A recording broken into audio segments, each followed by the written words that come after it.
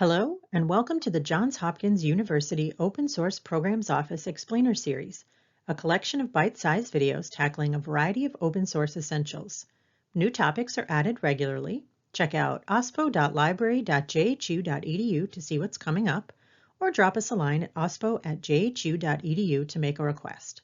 Today's explainer, Citing Research Software. Research software is the collection of tools, code, or code libraries that allow a researcher to generate new data or analyze and make meaning of existing data. Software is foundationally important to scientific and social progress. However, traditional acknowledgement of the use of others' work has not adapted in step with the rapid development and use of software in research. One way to improve acknowledgement of software is to create and use software citations. Citations are great, but when should you cite software? How do you create a citation for others to use? From the Software Citation Checklist for Authors, you should cite software that has a significant impact on the research outcome presented in your work or on the way the research has been conducted. If the research you are presenting is not repeatable without a piece of software, then you should cite the software. Note that the license or copyright of the software has no bearing on whether you should cite it.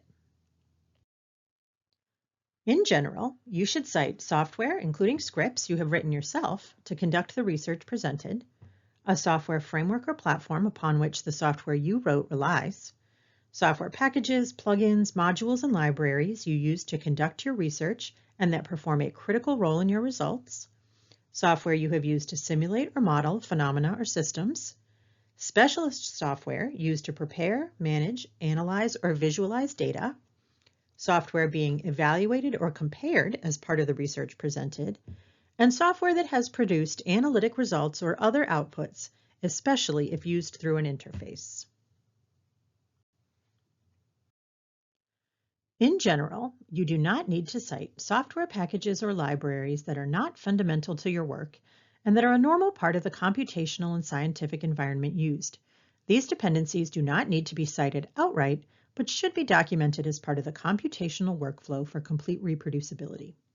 You also do not need to cite software that was used during the course of the research but had no impact on research results, such as word processing software or backup software. Next, how do you create a citation for others to use? The best way to create a citation for your work that others can find is to add a .cff file to your code repository. CFF init is a citation file format web app that can generate or update a validated citation file for you based on a few inputs. The link to CFF init is on this slide and in the transcript. If you have deposited your code into the Johns Hopkins Research Data Repository, a standard citation will be created based on your deposit's metadata. If you add a citation.cff file to the default branch of a GitHub repository, a link will be added to the right sidebar of your repository landing page with the label Cite this repository. Repository visitors can click on the link in the sidebar and copy an APA or BibTeX formatted citation. Visit the OSPO website to see an example of a citation file and the sidebar link. There are only 4 required elements in the standard citation schema: authors, CFF version, which is the version of the CFF schema you are using, not the version of your software, message, and title. That said, adding a half a dozen more elements will make your citation much more useful. Recommended additions include an abstract, the date of the software release the citation refers to, any identifiers such as a DOI, keywords, the software's license, the URL for the repository, and the version of the software. To view the complete CFF schema with definitions, formatting requirements, and examples, visit the Citation File Formats GitHub repository. Finally, it's good practice to regularly review your citation files. The CFF init tool linked earlier can be used to create new .cff files if lots of things have changed, or to edit existing files if you just need to make a few tweaks.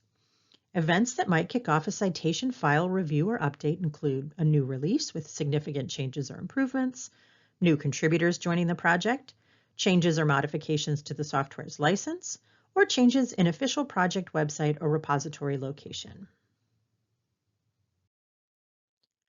Have any questions about what you've just learned?